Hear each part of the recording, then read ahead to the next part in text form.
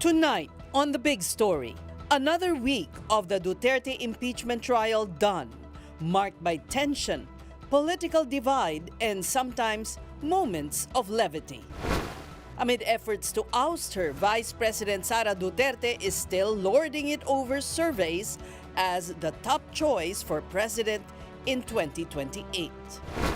Senator Rodante Marcoleta and his co-accused dropped motions to quash their plunder charges, opting for a full trial instead. And Defense Secretary Gibo Teodoro says he can see through China as it launches one provocation after another over disputed waters. Good evening, I'm Ces Orenia Drilon, and just like that, the third week of Vice President Sara Duterte's trial is done.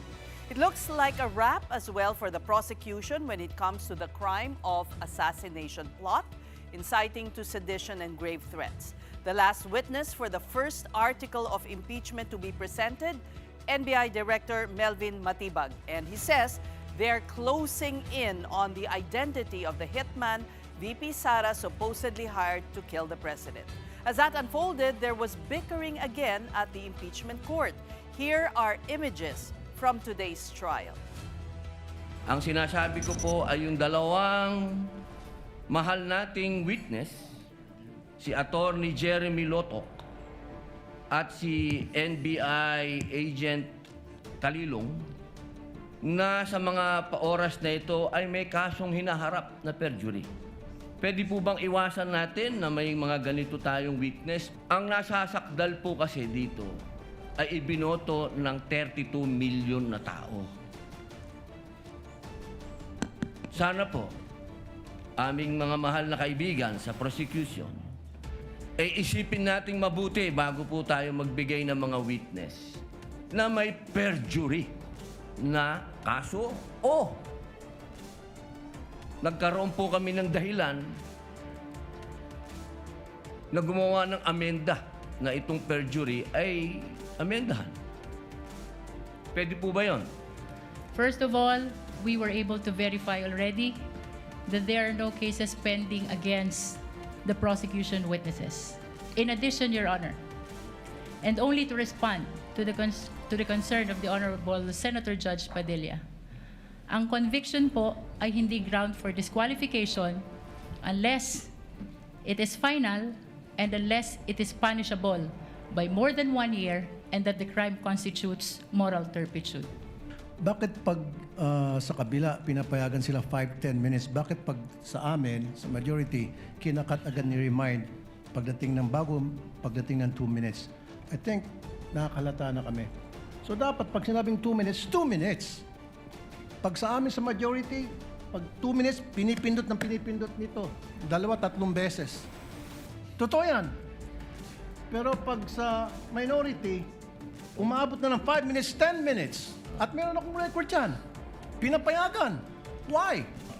Without mentioning po kung sino itong mga tao na ito or yung pagkakilala nila, kung nasaan sila, maaari po ba ninyong bigyan kami ng ideya itong mga persons of interest na ito? Kung ano po talaga ang trabaho nila, kung sila po ba talaga yung mga hitman o mga gun for hire or... Ang una-una ating pong tinignan dyan, yung nga pong sinabi na kumausap ng papatay. At lumalabas po rito, alam natin yung kasaysayan, malawak po ang kanyang tinatawag na connection, yung network po. Alam naman natin na siya'y Vice Presidente at ang dating Pangulo ay kanyang ama. Ibig sabihin, nakadevelop po ito ng mga relasyon. Unang-una na sa mga men in uniform. We are narrowing it down already to less than 20 individuals at may mga pangalan na po kami nito. We are not limiting it to the double death squad. Sabi ko nga po, meron pong mga aktibo pa sa serbisyo na men in uniforms at kasama rin po dito ang Vice President Sara Security Group. The betrayal of public trust as the issue in the impeachment court, we don't need to investigate even if we pinpointed the person contracted. Because the point being is, the betrayal of public trust was already been consummated when she publicly admitted that she contracted A killer? Your Honor, with all due respect, Your Honor, I know that NBI Director took pains in explaining his answer, but his answer already contains conclusions of fact and law. And may we ask Your Honor? May I respond, Your Honor? I'm not yet done. In keeping, Your Honor, with this court's ruling last week, may we ask Your Honor that it be stricken off the record? Your Honor, ang depensa po ang nagtanong. The motion to strike off is denied. And unless we are under martial law again, Mayor Baste should be able to freely express his dissent to the government. Your Honor, that is speculative. But the freedom of expression has limitation also. Kung ito po ay nagbabiolate na ng batas at nakakasama na sa ating bayan, Who is the author of that document? as answered po, Your Honor. The presiding officer would like to remind the witness to kindly avoid making a ruling for and behalf of the presiding officer. Pasensya na po, Your Honor. The NBI is yet to zero in on the person allegedly hired by Vice President Sara Duterte to kill President Bongbong Marcos. But Bureau Director Melvin Matibag tells today's impeachment hearing that they are getting close. Among the persons of interest are members of the VP Security Group. Mobile journalist Arles de los Santos is reporting live from the Senate. Arles, what else did Attorney Matibag reveal? Ses, tumagal lamang ng humigit kumulang 3 oras ang ikasyam na araw ng impeachment trial ni Vice President Sara Duterte kung saan nga ay kinumpirma ni NBI Director Melvin Matibag sa kanyang pagharap sa impeachment court na meron na daw silang mga pangalan ng umano'y mga persons of interest na kasalukuyang iniimbestigahan kaugnay sa di umano'y pagbabanta ni VP Sara Duterte sa buhay nila Pangulong Bongbong Marcos, First Lady Liza Marcos at dating House Speaker Martin Romualdez sa 20 tilukoy na persons of interest. Hindi raw inaalis ng NBI ang posibilidad na isa o ilan sa kanila ay ang mismong kinontrata para paslangin ang Pangulo. Ayon pa kay Matibag, kasama sa tinitignan nilang persons of interest ay ilang uniformed men at ilang miyembro ng Vice Presidential Security and Protection Group. Bago yan, tinanong ni Senator Judge Erwin Tulfo kung paano ba tinutukoy ng NBI ang mga persons of interest gayong wala namang pinangalanan si VP Sara sa kanyang presko na umano'y kinontratang assassin. Paliwanag ni Matibag, may open source at human intel sila at tools para sa monitoring na kabilang sa kanilang investigasyon. Sa pagpapatuloy naman ng cross-examination ng defense team kay Matibag, diretsahang tinanong ni Defense Counsel Atty. Mark Binluan kung ang isinasagawa bang investigasyon ng NBI kaugnay sa umano'y pagbabanta ni VP Sara sa buhay ni Pangulong Bongbong Marcos ay para lamang masubstantiate o magbigay ng ebidensya sa impeachment case laban kay VP Sara. Sagot ni Matibag, hindi. Naniniwala si Matibag na consummated na o nagawa na ni VP Sara ang betrayal of public trust noong sinabi ni Duterte ang pagbabanta sa kanyang online press conference noong November 2023 kung saan sinabi niyang may kinontak na siya umanong para patayin ang Pangulo kung may mangyaring masama sa kanya. Doon pa lamang daw ay nilabag na ni VP Sara ang kanyang pinanumpaang tungkulin na i-execute ang batas, hindi ang Pangulo. Binalikan naman ni Defense Attorney Binluan ang paggamit ni Matibag sa talumpati ni Davao City Mayor Baste Duterte sa Rage Coalition noong April 12, 2026. Git ni Binluan, protektado ng konstitusyon ang political speech at dapat may malayang makapagpahayag si Mayor Baste Duterte sa pagsalungat sa gobyerno maliban na lang kung martial law. Ipinalabas din ng defense team ni VP Sara ang mas mahabang video clip kaugnay sa pahayag nitong na-imagine niyang tanggalin ang ulo ni PBBM. Gate ni Binluan, hindi ba ang statement ay made in jest o pabiro o na-taken out of context lang ang bise? Sagot ni Matibag, hindi nila alam ang state of mind ng bise pero hindi nila nababaliwala ang naturang mga pahayag. Says. Arles, sa kanyang testimonya, ginamit din ni Director Matibag ang statement ng self-confessed Davao Death Squad member na si Arturo Las Cañas. Ano ba ang tingin dito ng depensa?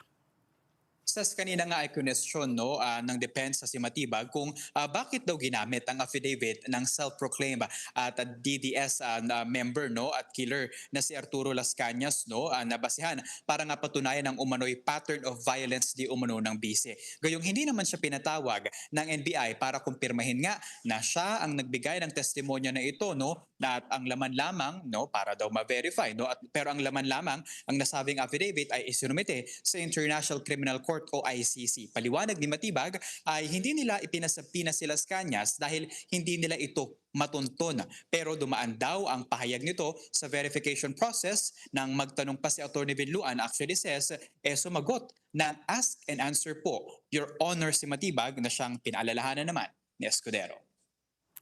Pero Arles, nagkainitan ang ilang senator judges, isa na dito yung tungkol sa oras ng kanilang pag-interject o pag-manifest. Actually sis, kung hindi ko alam kung ako lang, pero parang first time ko ngang marinig yung bell kanina na tumunog, kasi kanina medyo nagkagirian sina Senator Padilla nang sitahin nito ang prosecution dahil na-interrupt daw siya sa pagtatanong, tila naingayan din si Padilla sa mga miyembro ng prosecution at bigla itong nagtaas ng boses at sabihing bawal mag-ingay sa loob ng korte. Sa kalaunan ay nahimasmasan si Padilla at nakapagpahaba pa at napapahaba na ang question and answer ni Padilla ng prosecution. Dito naman ay umalma na si Senator Judge Raffy Tulfo na tila pinapaboran daw ang mga taga-minorya sa oras ng pagtatanong. Nagpaliwanag naman dyan ang presiding officer na si Chis Escudero at sinabing wala namang majority o minority block sa impeachment court. Lahat sila ay senator judges. Pinagbibigyan din daw ang members ng majority block na nagpapa-extend ng kanilang mga oras. Gayunman, pinagsabihan niya ang tagapindot ng bell na maging consistent sa time limit ng senator judges. At dito na natapos ang cross-examination kay Matibag at wala na ring naging redirect ang prosecution. Ses. Arles, ano ba ang sinabi kasi ni Senator Padilla na nagkaroon ng reaksyon sa prosecution? Kanina daw kasi Ses, nagtatanong ito si Senator Padilla doon sa umano'y pagiging one-sided at dapat daw maging balance daw yung ganyan, and parang nakita nakuha natin sa record na parang merong konting naging reaction dito yung mga ibang miyembro ng prosecution, parang nagtawanan ata or nagbulungan, though hindi naman ganoon kalakas, and yun medyo sinabi medyo na galit nga si Senator Padilla at sinabi na mismo sa kanyang bibig na he was interrupted. Pero Arles, ano ba talaga ang trabaho ng prosekusyon at ano ba talaga ang trabaho ng depensa? Linawin lang natin. Ses, sa kahit ano namang korte sa ating mga lokal na hukuman, meron talagang dalawang panig. Ayan ay para sa prosekusyon, ayan ay yung nagsasakdal doon nga sa akusado kaugnay ng mga reklamo sa kanya. And for this case, yung articles of impeachment ni Vice President Sara Duterte na nanggaling sa House of Representatives na 1/3 ang boto na kinailangan dito. So they found the probable cause, yung prima facie siguro conviction na sinasabi nga ng prosekusyon. And ayun, yung dahilan kung paano umabot dito sa impeachment court ang reklamong article of impeachment kay VP Sara. 4 yung grounds doon. And then syempre, ang Vice Presidente bilang respondent naman dito ay meron kanyang legal counsel. Syempre, ang kanilang posisyon ay para depensahan yung akusado o yun si VP Sara. And syempre doon ay maghaharap ang prosekusyon at depensa, susubukin nila yung kanilang mga ebidensya, yung kanilang mga testigo at yung kredibilidad ng mga ito. And for this case kay Matibag, credibility and bias yung naging punto ng depensa sa pagtatanong kay Matibag. Kaya naman kanina sa posisyon at pahayag ng prosekusyon, ayon kay lead private prosecutor Lorna Kapunan, may one side talaga ang prosekusyon at depensa at ayan ay syempre para ma-forward ang kanilang posisyon sa mga argumento na kanilang nais patunayan sa Senate Impeachment Court. May kanya-kanya silang papel. Maraming salamat. Mobile journalist Arles de los Santos reporting live from the Senate. Maraming salamat. And now, joining us tonight is University of St. LaSalle Constitutional Law Professor and former Law Dean Ralph Sarmiento. Welcome to The Big Story, Attorney. Yes, magandang gabi, Thank you for having me in your show. First question, was the prosecution able to prove Article 4? Well, may mga strength ang prosecution. I think specifically for today, it was able to establish yung institutional basis, no? The fact na hindi lang video yung mga that they presented, that this was also institutional in the sense that there was an action on the part of the NBI as an institution in investigating, assessing the threat. So parang binigyan nila ng new dimension na this is not only the work of some agents, but this is an institutional parang action on the part of the NBI. Pero I wouldn't say that the evidence presented with respect to Article 4 is airtight. Kasi marami ding ano, like for example, yung there will be questions about yung mga credibility ng mga evidence presented, yung there was a question about the personal knowledge of for example ni Director Matibag, considering that he was just new in the NBI, and of course he was not personally uh, present during the initial stages of the investigation, so he could not be testifying straight or directly on the initial stages of the investigation. So parang ano din, there are successes on the part of the defense, and at the same time may mga successes din on the part of the prosecution in the last 2 days of the proceedings.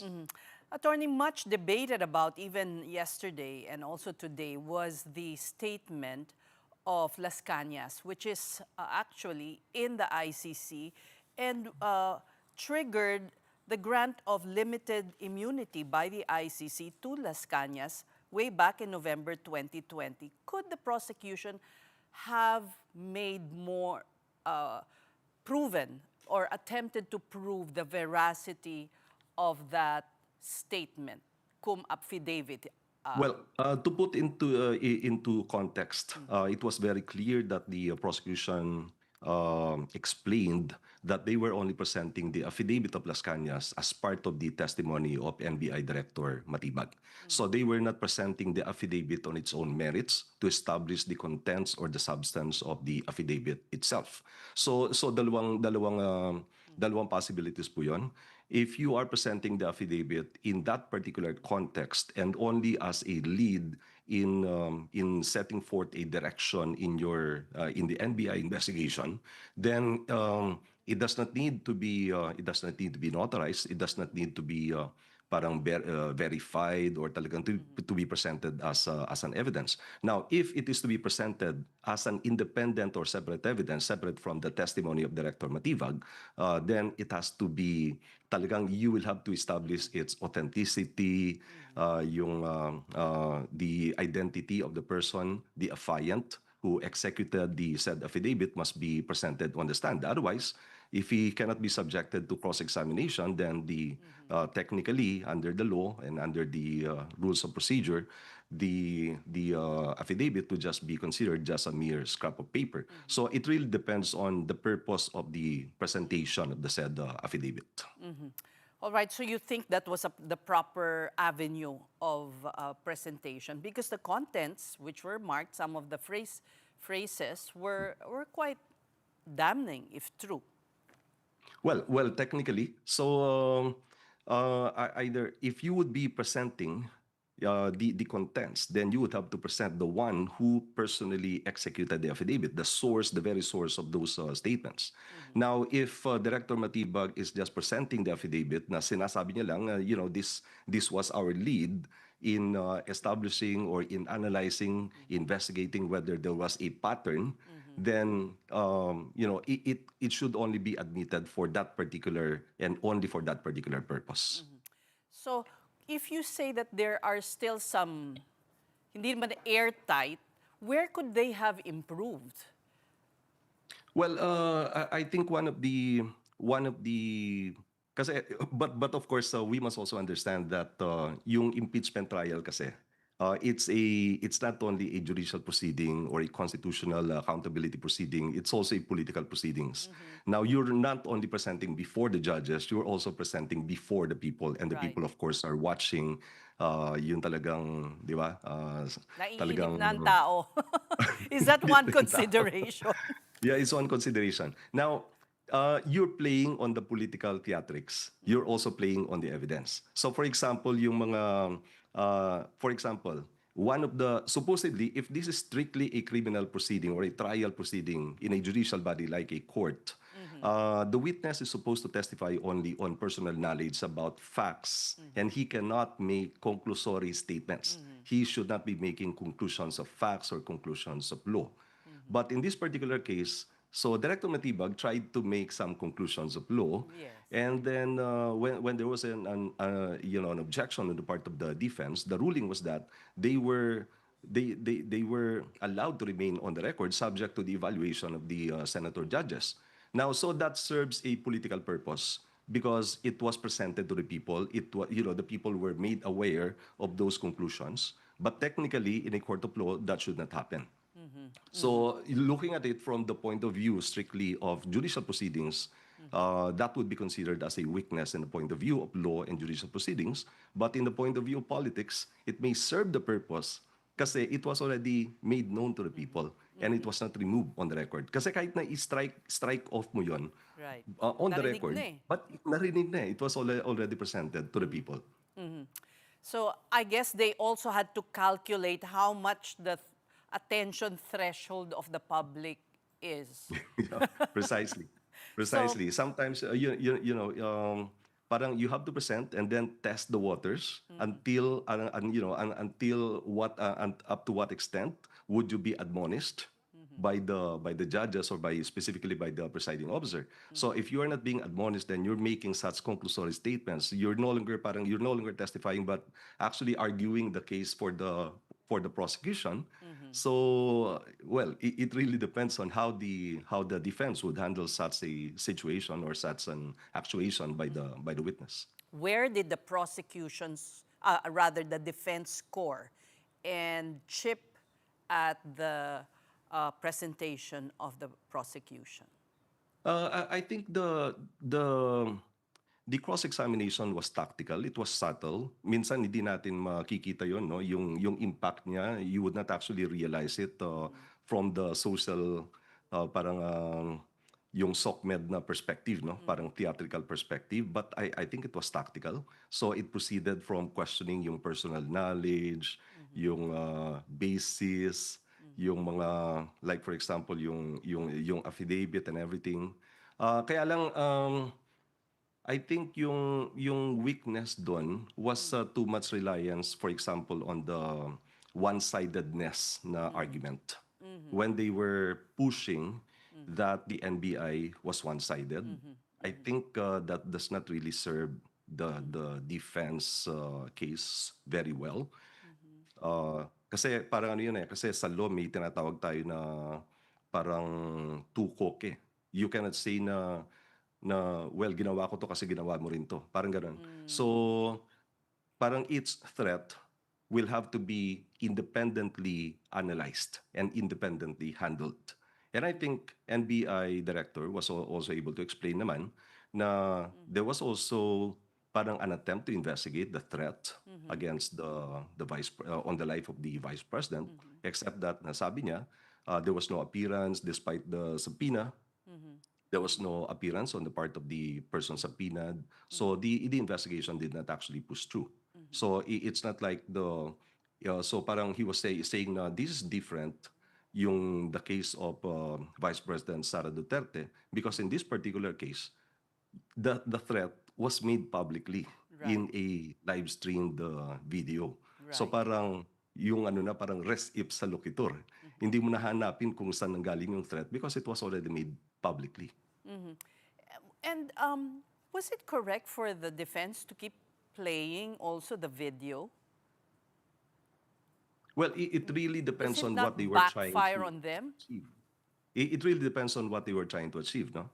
I think what they were trying to achieve, yung parang either they're playing on the context na theory, context, background, and they want to push through yung kanilang argument na these portions of the videos cannot be spliced, that you have to look at it from the context of how it was said, why it was said, parang ganun.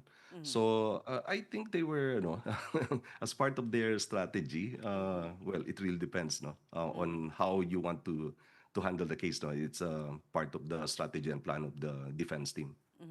Oh, all right, attorney, I'd also like to ask you about some schools of thought that have come out that even if the VP should she be convicted, can she still run? Are there options? Is there an opening there, or is the Constitution clear? Well, the Constitution says na the punishment for or penalty for impeachment once you are convicted is removal and disqualification from holding public office in the Philippines. Now, there are two theories here. Once there is conviction, one theory is that package deal yung removal and disqualification from public office. And now there's also another theory which I actually proposed in some of my analysis, that these two penalties are supposed to be separate. And that is why precisely, for example, even if there is, let's say, resignation on the part of the vice president, the Senate impeachment trial can actually proceed for purposes of determining whether she should be convicted and then disqualified from holding public office in the Philippines. Kasi once there is resignation, then it makes the removal penalty as already, di ba? So hindi na siya kailangan. But the penalty of disqualification is separate thing. Separate So thing. we have precedents from other jurisdictions whereby after they vote on the conviction, which results in removal, in a penalty of removal, they vote separately on the question of disqualification. So that will be a matter that the court will have to address as well.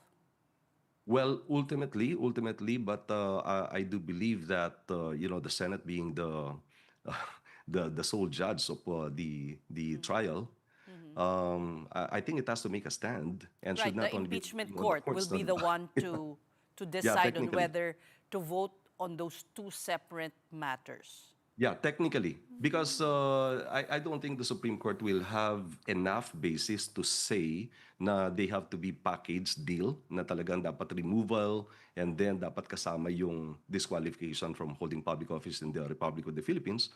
Or if for example, the impeachment court decides na it's only removal but there will be a separate vote for disqualification. And then what if, for example, there was conviction for purposes of removal and then the vote for purposes of disqualification was not met, no, yung required number for purposes of disqualification? That's a possibility. And we actually saw that in some countries. I see. So you're saying hindi package deal, hindi rin klaro actually dun sa Constitution, ano? Hindi klaro. But what makes you think that why is this your belief? Well, What's the principle behind it? the evidence may be sufficient for purposes of removal from public office for the particular term. But the senators may find the evidence as not sufficient for the perpetual and absolute disqualification from holding public office of the respondent. Kasi perpetual yun. I mean, forever Perpetual na yun, kasi. right? It's kind of harsh. And that does not only apply to the presidency, it applies to all public or government positions as well. Well, we thank you so much for your interesting take and insights. That was University of St. La Salle Constitutional Law Professor and former Law Dean, Ralph Sarmiento. You're watching The Big Story on One News, and amid an impeachment trial, Vice President Sara Duterte emerges on top again as candidate for president in 2028. The Pulse Asia president breaks down the numbers for us. Stay tuned.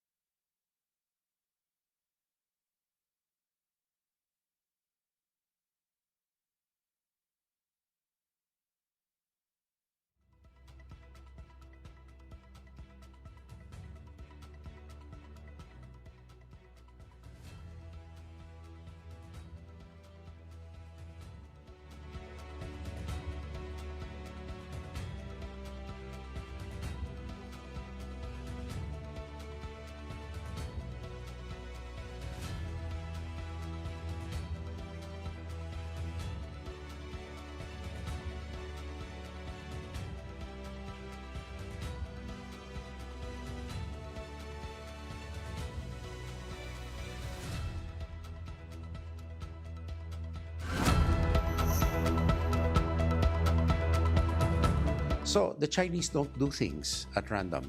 There's yeah, and there is a grand opera that a grand script, grand play. Everybody has a script. So this is part of it. It could also be that Xi Jinping, to solidify his hold, he would like perhaps to firm up his legitimacy and creating the scenario where China is under siege. Defense Secretary Gibo Chodoro there in an exclusive interview with our Ed Lingao. Chodoro believes the Ayungin assault on July 20, the sudden claim on Batanes, and the AI video depicting the Philippines as a monkey are interconnected, and they are all part of a script, or what he called China's grand play. You can catch the rest of this interview on the long take. Majority of Filipinos, or 64%, believe the Philippines should somewhat or strongly distrust China. That's according to the latest non-commissioned survey by Okta Research. The figure is up from 55% in March. And of those who expressed distrust, 37% said the Philippines should somewhat distrust China, while 27% said it should strongly distrust it. Meanwhile, only 15% said the Philippines should trust Beijing, while 21% remain undecided. Okta Research said the findings suggest Filipinos are taking a firmer and increasingly distrustful view of China amid heightened public attention on the West Philippine Sea. Now on to another survey. Vice President Sara Duterte once again topped Pulse Asia's presidential preferences for the 2028 elections. Duterte got 49% support, while former Vice President, now Naga City Mayor Leni Robredo ranked second with 26%. Senator Raffy Tulfo is third with 14%. DPWH Secretary Vince Dizon and Baguio City Mayor Benji Magalong also figured in the list. Other names that emerged: Senator Robin Padilla, President Bongbong Marcos, Davao City Mayor Baste Duterte, Pasig City Mayor Vico Soto, Senators Ping Lacson, Tito Soto, and Risa Ontiveros, and Laguna Governor Sol Aragones. In the vice presidential race, Senator Bongo led the field with 27% support, ahead of Senator Robin Padilla's 21%. Padilla, however, topped the survey for the 2028 senatorial race with 48.4% support, followed by Pasig City Mayor Vico Soto at 47.9%. Others in the list were current Senators Alan Peter Cayetano, Loren Legarda, and Mark Villar. Some Senate alumni: Manny Pacquiao, Nancy Binay, and Sani Angara, as well as columnist Ben Tulfo, Senators Jinggoy Estrada and Chis Escudero, and also TV host Willie Revillame, Mike Defensor, Mar Rojas, newly appointed Cabinet Secretary Benher Abalos, and Mark Lapid. The survey had 2,400 respondents and it was conducted between June 28 and July 3rd. Now let's analyze this further with Ronald Holmes, President of Pulse Asia Research Incorporated. Good evening. Welcome to The Big Story once again. Good evening, Cez. Now, these names, how are they chosen, first of all? Like we had Mayor Benji Magalong, Secretary Vince Dizon. Why? Why? It's within our group, and essentially we're just looking at reports and possible personalities that might be. Actually, some of them have been mentioned as potential candidates by specific groups. Some of them we listed with the belief that if the administration were to fill the candidate, one of the leading or the more prominent members of the cabinet might be the one. So this is all essentially, well, partly it's based on reports, partly it's speculative also, but it's a good way of actually testing the level of support for a full range of personalities covering all the political camps. All right. Now, when you conducted this survey, the House Committee on Justice had already concluded its hearings, and the Senate was already in the getting ready to hold its trial, or convert itself into an impeachment court. So these developments had no impact at all on the ratings of VP Sara. Essentially, the ratings, despite an increase in the long list, when in the list that we had 6 names, remain constant. Even if you look at the approval and trust ratings of the vice president, they're almost the same as what we had in March. In the long list, there's an increase, I think, of about 6 points, but that may not necessarily mean that it's just simply the lack of an impact of the impeachment. It may also mean that among the persons that are listed there, 2 of the 6 personalities listed there, Mayor Lenny and Senator Rafi Tulfo, had repeatedly mentioned that they would not be running for the 2028 presidential elections.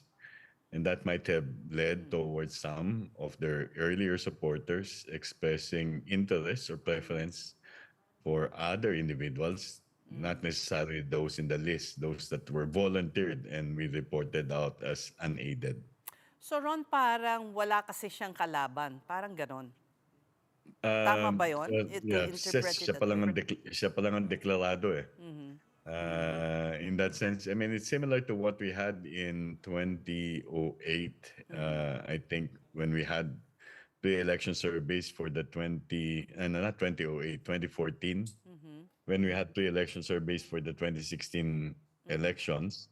At that time, I think the first one that we conducted, then Vice President Judge Omar Binay was at like more than 40%, I think 41%.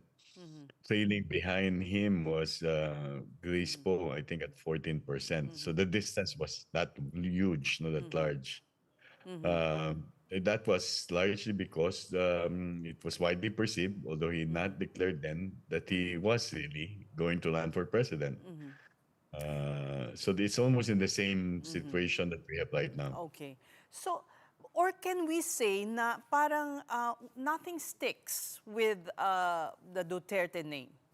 They can behave badly, supposedly, or, issue threats, but gusto pa rin sila ng botante. Well, Can that's you say what, that? yeah. Well, you can say that there's this particular identity and brand that the Duterte name exudes. It's a political brand that is associated with supposedly discipline, purportedly, what's this, decisiveness, Discipline? and of course, I mean supposedly discipline, allegedly decisiveness, and action, or resolute action. But of course, that's a brand. That's the brand. That's how they project themselves to be. And the other thing that they have played up fairly consistently over the past few years is that they are being persecuted by the current administration. So in that sense, their narrative is resonating, especially for certain areas that are considered their bases. And because of the substantive support in those areas, that's the reason why they're leading, why Sara Duterte is leading in the pre-election preference for the forthcoming 2028 presidential election. Or could this preference also be a vote against, the government, the administration, because, the economy doesn't look too good. Many people are suffering from high prices, high inflation, and the VP has very high numbers in Class E, right? Yeah. Well, it's partly that, and I would say that it's in combination with the initial narrative of the Dutertes that they're being persecuted. Because the other thing is that who is persecuting them? They're saying that the persecution comes from administration that they believe to be, and this, I can't recall the exact words of the vice president, that we basically were left with only one vice president. implying that the president is not supposedly doing his work. So in that case, the conditions right now where people are faced with material difficulties provide credence to the argument of the Dutertes that the administration is not attentive to the concerns of ordinary Filipinos. And that doesn't help the administration any, and it definitely lends, as I said, support for the allegation and the assertion of the Duterte camp that the administration is not performing or that the president is incompetent for that matter.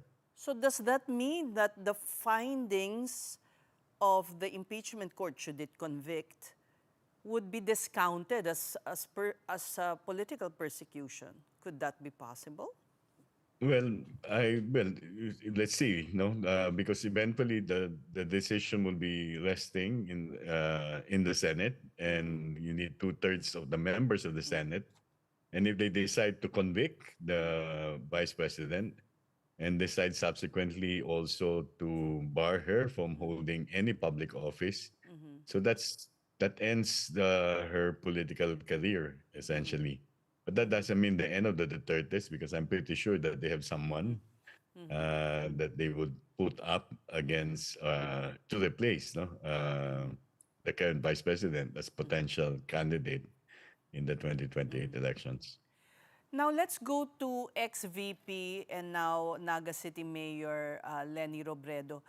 Are you seeing that this is hanggang dyan na lang ang opposition votes? Is this a ceiling na lang ba? Yung 20, is it 26? 26%. 26. Well, it's 26 says, but it's 26 of a person who had categorically said that she would not be running for election. So in that sense, it's not so much of a ceiling. It is an indication of a support base that might dwindle if she continues to say that she will not be running and eventually doesn't run, or that might increase if she suddenly changes her mind. Because if you subsequently declare, that means that the people might reflect on their own choices, and eventually her group would definitely organize in order to mobilize support. So I wouldn't look at it as a ceiling because the number is quite considerable. 1 out of 4 Filipinos expressing support for someone who said she's not interested to go back to a national position.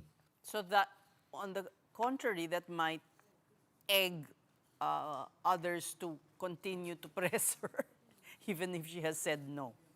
Yeah, well, I'm pretty sure that people who are convinced that she would be the more viable candidate would urge her. But one of the things that we've seen in the past is that I think it's very important for groups that are ideologically aligned. That means for the liberal progressive opposition to start their work right now, regardless of who the candidates is, and unite around that particular candidate, whether it's the former vice president, whether it's any one of their current senators, or any other person that they believe can definitely represent the liberal and progressive opposition. Right. Well, Senator Risa Hontiveros has already somehow declared and indicated her willingness. Why is she not among the top choices? Well, let me clarify. There is a specific set that we have where it's a one-on-one race between Sara Duterte and Senator Risa Hontiveros. And in that particular set, she draws about 1 out of 5 votes. You have Sara Duterte leading with about 3 out of 5 votes. But this is a point where Senator Risa has yet to really go out and proclaim what she would wish to focus on if indeed she would run for president. So that it's not 1 out of 5 is a good number. It's pretty good. I mean, if you're looking at all other presidential elections in the past, when we did polling for the 2016 election, we had Rodrigo Duterte at the starting point. The first poll that we did, he was, 12, 15? So double digit, but also low double digit. 20 is definitely a higher double digit. and he was up against other candidates, Noyne Aquino, Manny Villar, Ella Estrada. I mean, no, he was up against Binay and Grace Poe. Grace po, So, Marojas. yeah, I mixed up my elections. But double digit, and he did not decline. He did not. His preference did not decline. People were saying that he was not in contention from the outset. What our survey shows that he had double digit preferences, and eventually, slowly, incrementally move up to end up with what, about 39% of the vote, if I'm not mistaken. So meaning this compares to Well, it really compares to the who? position that other candidates had. Of course, I don't know whether we should expect a one-on-one between Sara Duterte and another candidate from the Okay. Liberal Progressive Opposition. But If it okay, ends let's up, go into that yeah. scenario. Sorry to interrupt your train of thought, but if we're going to a one-on-one battle, so to speak, what would be the outcome? Well, if the elections were held at the time that we conducted the survey, Sara Duterte would win with about 6 out of 10 votes, and Risa would have 2 out of 10, and the rest would be basically undecided, or they refuse to vote. They would not even turn out. If it's a one-on-one bit, yeah, Yeah, sorry, one-on-one between Sarah and Lenny. then it's 5 against 4. But at this Close. point in time, so that means 52% favor Vice President Sara, 39% favor Mayor Lenny. So that's close. That's close. Yeah, it's that. But says the real situation is that we're still more than 2 years to go before the 2028 elections. Yeah. Decisions that are made early, either by any group, by any political camp, would eventually have an impact in terms of their chances. So far, the decision made by Sara Duterte to declare early might have already been brought about by an organization that has been created to propel her to the presidency 2028. And anyone who would contest that would definitely have to prepare now, whether it's Mayor Lenny, whether it's Senator Risa, whether it's someone else, whether it's someone from the administration, or any other independent Yeah, candidate. and going back to Risa Ontiveros, if she prepares, that one can be converted quickly. It definitely can, because what we see in the numbers here would be that she's polling well in the National Capital Region. She's not doing that badly in the rest of Luzon, which constitutes almost half of the voting population. She gets about 1 out of 4 votes in the Visayas. It's really Mindanao that has been the main base that has consistently led towards the current vice president leading in re-election preference surveys. When will you come out, or when is it time to get a reading of what the people think of the impeachment trial? When as soon as the trial has started, you and I says, I don't know about you, but I have been glued to either my earbuds or Exactly. We lose how many computer hours a monitor. day Yeah, just but glued? but I have to work, so that's sometimes I just listen and I mute if I cannot work. But there's nothing much that can be said to be that appealing, or at many times it has been boring. But it will really depend on how it moves. No?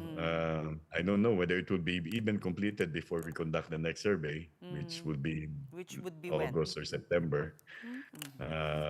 So, But you will include, will you have a separate survey on the ongoings at the impeachment trial? Or we do have our quarterly survey. This is what we've done. We'll have another quarterly survey, and since the trial has begun, that will be the time that we can really measure how the trial, how allegations that are surfaced in the trial, whether the evidences are found to be truthful, whether those evidences they believe would be sufficient for either conviction or acquittal.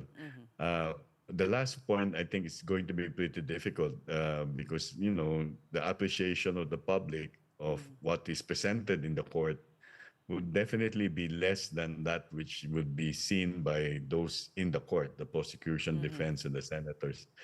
So we will need to craft questions that allow us to really get a sense of the public stance relative to whether the allegations are truthful, believable, and so therefore what the actions that the Senate should take, the Senate as an impeachment court should take.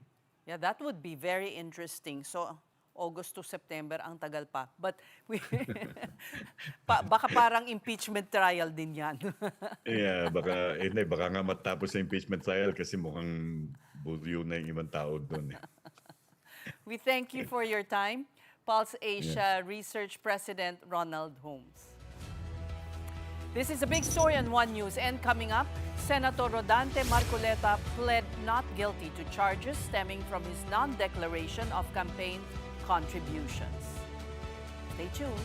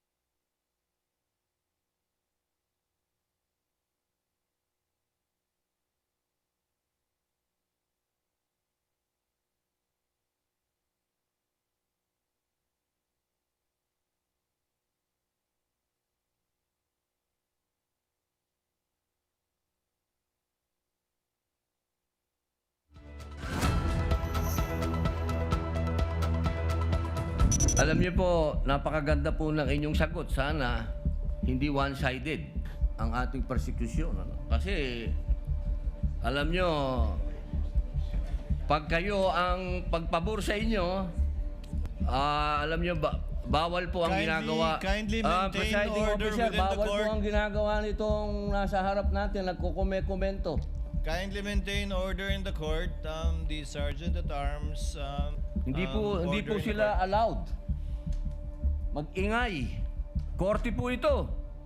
Bakit pag sa kabila pinapayagan sila 5-10 minutes, bakit pag sa amin, sa majority, kinakat agad ni remind pagdating ng 2 minutes?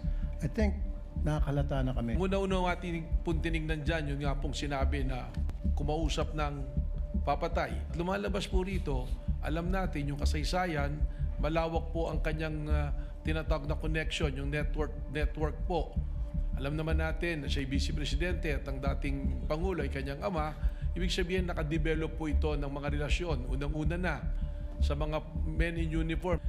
We are narrowing it down already to less than 20 individuals at may mga pangalan na po kami nito. Baka in 3 to 6 months, we can finally identify kung sino yung personalidad na yun. We are not limiting it to the double death squad. Sabi ko nga po, meron pong mga aktibo pa sa serbisyo na men in uniforms at kasama rin po dito ang Vice President Sara Security Group po. Missing the impeachment trial is Senator Rodante Marcoleta, who faced the Sandigan Bayan today. Marcoleta pled not guilty to all his charges before the Anti-Graft Court's 3rd Division. The plunder charge against the lawmaker stems from his alleged failure to declare 75 million pesos in campaign donations, while the violation of PD 46 charge is for receiving cash gifts, which has been criminalized for public officials. Also arraigned with the senator is his co-accused, businessman Joseph Espiritu, who likewise entered a not guilty plea. Prior to the arraignment, Marcoleta's lawyers withdrew their motion to quash the plunder charge, supposedly to expedite the hearing of his case. Other co-accused in the case, former Representative Mike Defensor and businessman Aristotel Viray, had previously entered not guilty pleas. In a chance interview with media, Defensor had this to say. Martin Romualdez, sunod yun na. Nakatibuloan, 3 buwan na ba? Nasa hospital pa rin, si Marcoleta, 1 linggo lang. In other news, President Bongbong Marcos and U.S. Secretary of State Marco Rubio reaffirmed the alliance between the Philippines and the United States during their meeting in Malacanang. Rubio, who is in Manila for the ASEAN Foreign Ministers meeting, said they remain committed to the partnership with the Philippines. Philippine envoy to the U.S., Babe Romualdez, said the talks also cover the American-led Pax Silica initiative, which seeks to strengthen cooperation on artificial intelligence, semiconductors, and other critical industries. He said Manila's dispute with Beijing was also raised during the discussion. We had a very positive meeting last year in Washington, and then this is a country that has deep ties to the United States for many, many years. And it's a partnership that is only growing, and in light of recent events, I think more important than ever. On to consumer news now. The peso fell to its record low against the US dollar. The peso closed this Wednesday at 61.75 against the greenback. This matched the record low it set on May 18. The decline came as a stronger US dollar and renewed tensions in the Middle East drove investors towards safe haven assets. That weaker peso, along with higher fuel costs, power rates, and an impending wage hike, could soon push prices even higher. In an interview with Good Morning Kapatid, Philippine Amalgamated Supermarkets Association President Stephen Kua said any price adjustments will depend on when manufacturers and retailers pass on rising costs. He also shared his estimate of how much prices could increase. As expected, probably mga 7%. Some will probably add up 10%. No? Kasi it's a 9.5% increase in salary. No? Yun, on top of, gasolina, pag-increase ng presyo, electricity, no? Not to mention, the exchange rate, no? The peso versus the dollar. But that's not the only concern. The Foundation for Economic Freedom warns a minimum wage hike could trigger a domino effect, with some small businesses potentially forced to cut jobs. The first tranche of the 85 peso wage hike takes effect on July 25. Gradually over the course of the months, no, kasi siyempre yung mga ibang businesses mas mabilis itataas yung presyo nila at yung mga iba hindi. Yung mga iba naman magiging response niyan cut down sila ng labor or even yung hours na ibibigay nila kasi tumaas yung cost nila. Lahat naman ng industriya kailangan magtaas ng pambayad ng sweldo, including retailers. And those are the big stories this midweek. I'm Ces Orenia Drilon. Kapatid, we are One News, your side all the time. Have a good night.